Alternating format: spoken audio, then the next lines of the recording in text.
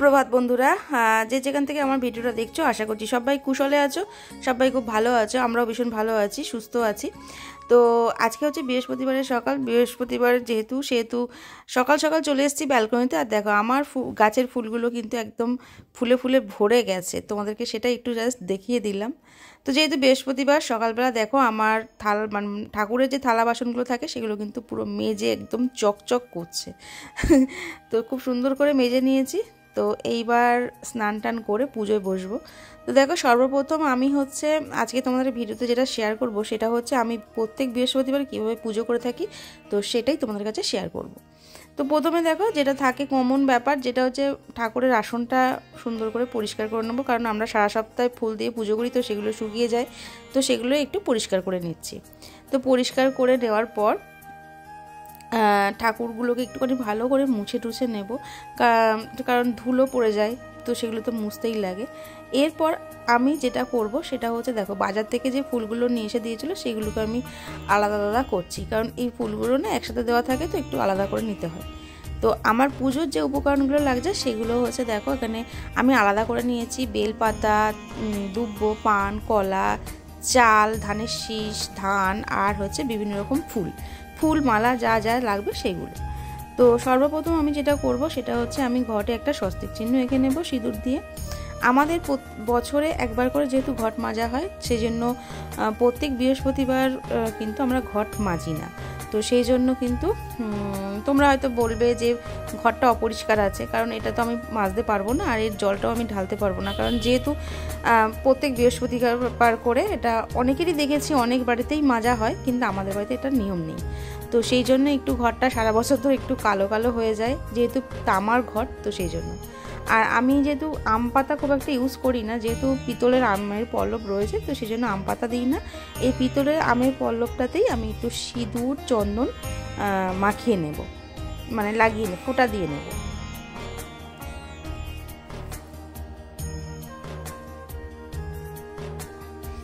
এরপর দেখো আমি কলাতে কিন্তু সিঁদুর দিয়ে নিচ্ছি। অনেকে কলা দেয়, অনেকে ছোট কিন্তু ডাবও দিয়ে থাকে, তবে বেশিরভাগই কিন্তু কলাই ইউজ করে। তো এগুলো করে নিয়ে এবার আমি ঘরটা যেহেতু স্থাপন করব, তো সেই জন্য ঘটের নিচেই দিতে লাগে গঙ্গা মাটি, কিন্তু সবসময় তো ওটা গঙ্গা মাটি পাওয়া যায় না, তো সেই জন্য আমি এরকম একটা থালা দিয়ে রেখে দিয়েছি। থালার মধ্যে ধান আর হচ্ছে চাল দিয়ে নিয়েছি, দিয়ে নিয়ে এখানে পুরো ঘরটাকে আমি স্থাপন করছি। দেখো প্রথমে আমি বেলপাতা দিয়ে নিয়েছি, তারপর আমি কলাটাকে দিয়ে দিলাম, সিঁদুর মাখানো কলাটা। এইবারে যা যা বাকি যেগুলো আছে সেগুলো দেবো, যেমন দুব্বো দেবো, তারপর ধানের শীষ দেবো, তো এইগুলো কিন্তু দেবো। আর হর্তুকি করি, এগুলো যেগুলো দিতে হয় সেগুলো ঘটের মধ্যেই আমরা দিয়ে থাকি, যখন আমাদের বাড়িতে পুজো হয়, লক্ষ্মী পুজো, তো তখনই দিয়ে দেওয়া হয়। তো সেই জন্য প্রত্যেক সপ্তাহে ওটাকে আর কিছু করি না, ওটা ভিতরে যেহেতু দেওয়াই আছে, আর ওগুলো বার করি না। তো দেখো আমার ঘট কিন্তু পুরো রেডি করা হয়ে গেছে, এবারে জাস্ট ঘরটাকে বসিয়ে দেবো।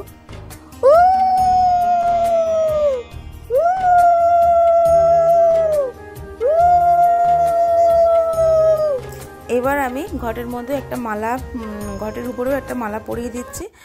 আর এটা প্রত্যেক বৃহস্পতিবারই আমি একটা ঘটে মালা দিই।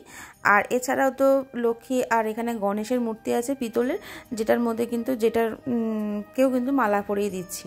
তো আজকে একটাই মালা নিয়ে এসছে লক্ষ্মী গণেশের জন্য, তো সেই জন্য যেহেতু রজনীগন্ধার মালা, তো বড়ই মালা আছে, তো একটা মালা দুজনকে এভাবে পরিয়ে দিলাম। আর এখানে এবারে আমি শিবলিঙ্গটাকে কিন্তু অভিষেক করিয়ে নিয়েছি গঙ্গার জল দিয়ে।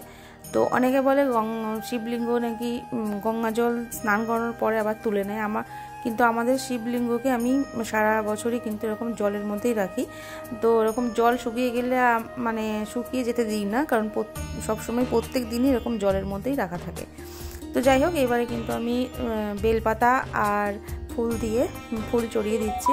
তো ওং নমঃ শিবায়, ওং নমঃ শিবায়, ওং নমঃ শিবায়। তো দেখো এবার আমি শিবলিঙ্গটাকে কিন্তু সিংহাসনের উপরে তুলে দিচ্ছি। তো এইভাবেই আমি প্রতিদিন পুজো করে থাকি, জানি না ভুল কি ঠিক কি, কিন্তু এটাই আমার মনে হয়, এটা এইভাবেই করে এসেছি প্রথম থেকে, তো এখনও এইভাবেই করি। তো ভীষণই ভালো লাগে বৃহস্পতিবার মানে। আর এইবার দেখো আমি ভোগটাকে রেডি করবো, ওর জন্য আমি কিন্তু আতপ চাল ভিজিয়ে দিয়েছি, মানে গোবিন্দভোগের চাল এটা। আর সমস্ত কিন্তু ভোগের জিনিসপত্র, যেটা কলা, লেবু। তবে প্রত্যেক বৃহস্পতিবার যে ফল ফলাদি দিয়ে দিতে হবে এমন কোনো মানে নেই। আজকে আমার কাছে অনেকগুলোই ফল আছে, তো সেই জন্য ফল দিয়ে দিচ্ছি। অন্যান্য রেগুলার হয়তো বাতাসা যেটা যেরকম যখন যেরকম ঘরে থাকে, ঈশ্বর যখন যেরকম মাপায় তো সেরকমভাবেই দিই। এমন না যে জোর জবরদস্তি করে আনতেই হবে দিতেই হবে এমন কোনো মানে নেই। তো যাই হোক, এখানে আমি তবে হ্যাঁ কলাটা কিন্তু আমি রেগুলারলি দিই, মানে প্রত্যেক বৃহস্পতিবারই দিই, কারণ যেহেতু ভোগ চালের ভোগ থাকে তো সেই জন্য মানে নৈবেদ্য থাকে, আর নৈবেদ্যতে তো কলা দিতেই লাগে, তো সেই জন্য কলা দিয়ে নিয়েছি। এখানে আমি দুটো ভোগের থালা সাজাবো, একটা হচ্ছে গোবিন্দর জন্য আর একটা হচ্ছে মা লক্ষ্মীর। লক্ষ্মীর থালাটাই কিন্তু যাবে হচ্ছে চাল, মানে আতপ চাল যেটা ভিজিয়ে দিয়েছিলাম তো সেইটা। তো আমি শাশুড়িমার আমল থেকে দেখে আসছি, আমার শাশুড়িমাও এরকমটাই করতেন, যে এরকম চাল ভিজিয়ে চালের নৈবেদ্য দিতেন। তো আমিও সেটা দেখে দেখে এসেছি, তো সেটাই চালিয়ে যাচ্ছি।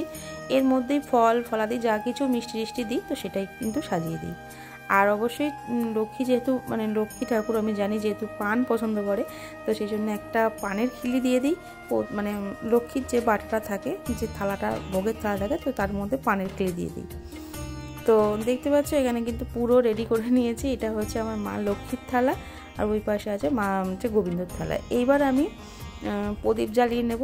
দেখো প্রদীপে তেল টেল দিয়ে দিয়েছি, প্রদীপ জ্বালিয়ে নেব, আর ধূপকাঠিও কিন্তু জ্বালিয়ে নেব, কারণ লক্ষ্মী পুজোয় ধূপ প্রদীপ সবটাই কিন্তু জ্বালিয়ে নিতে হয়। এটা আমি পাঁচালিতেও পড়েছি, তো তোমরা হয়তো জেনে থাকবে। তো এইভাবেই আমি আর কি পাঁচালি পড়েই জানতে পেরেছি। তো যাই হোক, ধূপটাও জ্বালিয়ে নিচ্ছি এইবার।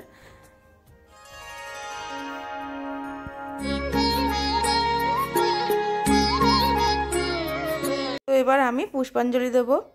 নমস্তে সর্বভূতানাং বরদশী হরিপ্রিয়ে যা গতিস্তৎ প্রসন্নানাং সা মে ভূয়াত্ম দর্শনাৎ। তো এইভাবে 3 বার বলে আমি কিন্তু পুষ্পাঞ্জলি দিয়ে নেব। পুষ্পাঞ্জলি দেওয়া হয়ে গেছে, এবার আমি আরতি করে নেব। আমি আজকে ধূপ আর প্রদীপই জ্বালিয়েছি, তো সেটা দিয়ে আমি আরতি করে নেব।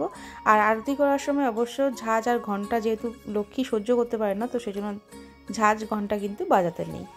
তো ঝাঁজ ঘণ্টা না বাজেই কিন্তু আমি আরতিটা সেরে নিচ্ছি। আর যেহেতু আজকে লক্ষ্মী পুজো আর লক্ষ্মীবার, সেহেতু আমি পাঁচালি তো পড়তেই লাগবে, তো সেই জন্য কিন্তু পাঁচালি পড়বো। হয় যদি কোনো লক্ষ্মীবারে উপবাস থেকে নারী পূজিত আমার সকল বাসনা তব হইবে পূরণ, পতি পুত্রলয়ে সুখের হবে অনুক্ষণ। লক্ষ্মীর ভাণ্ডার স্থাপি লব ঘরে ঘরে, রাখিবে তণ্ডুল হাতে এক মুষ্টি করে। সঞ্চয়ের পথ ইহা জানবে সকলে, দুঃসময়ে সুখী হবে তুমি, এর ফলে আলস্য ত্যাজিয়া।